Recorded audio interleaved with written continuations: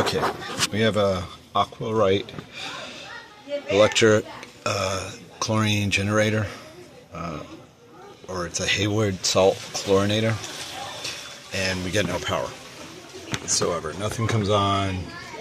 I've seen a lot of videos on this. It's bad soldering to the power diverter switch. It's the stator. So anyways, take off this screw, and then you should be able to pull your panel apart. You will not have these wires. I have these wires because I have a variable pump where I can run it at lower speeds. Alright, you look at your board. If you don't have a wire here and a wire here, don't do any of the suggestions in the other videos. What that means is you probably have an older unit and the motherboard has been replaced. So what you're going to want to do is you're going to pull this out, and then there's this little phone switch right here. You pull that out, you loosen this screw and this screw, and it slides up. They're just on these little brackets right here. It slides up, you pull it apart, and look behind. And if those two wires go to a black tube, you have an older model where they've replaced the motherboard. And on the new motherboard, those two wires should go here and here, and that becomes your fuse.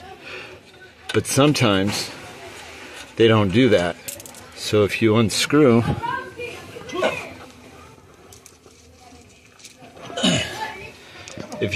the thing in the back, you'll have a glass fuse.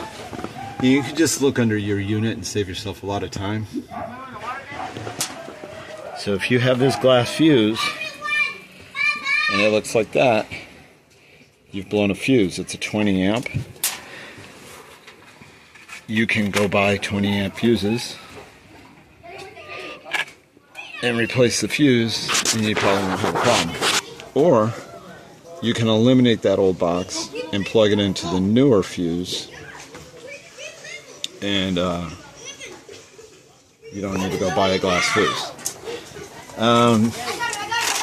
Since I just have the glass fuses anyways, I'm going to replace it. When I run out of these and I need a fuse, I'll finally use the board, because these look like automotive. I think they are automotive, actually. You know, I have a bunch of them, but why not get rid of these glass fuses that I'll never use for anything else?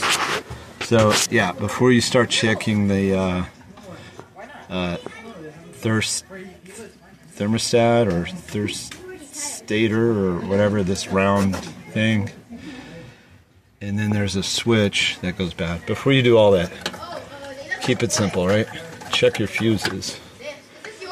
And it's possible you've got an old unit that's had the motherboard replaced on it, like I have, and you have the fuse in the back. So I'm going to plug everything back in. And where's that little gray switchy switch? The phone switch. I'll plug that back in, and then I'm going to turn on the unit and see if we're good to go.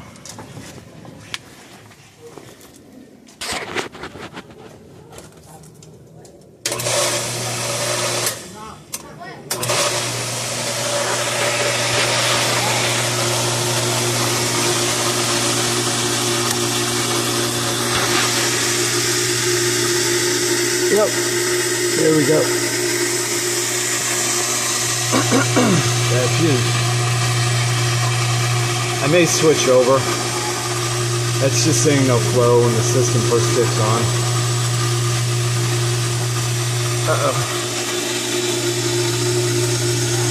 I may have to switch over now, because unless I'm not getting that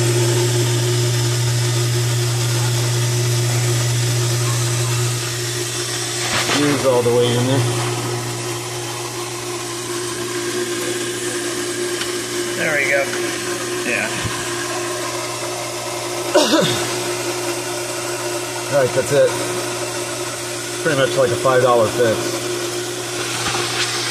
These glass fuses are, I believe, yeah, they're like, you have to go to Home Depot. They're not 12 volt, 32 volt.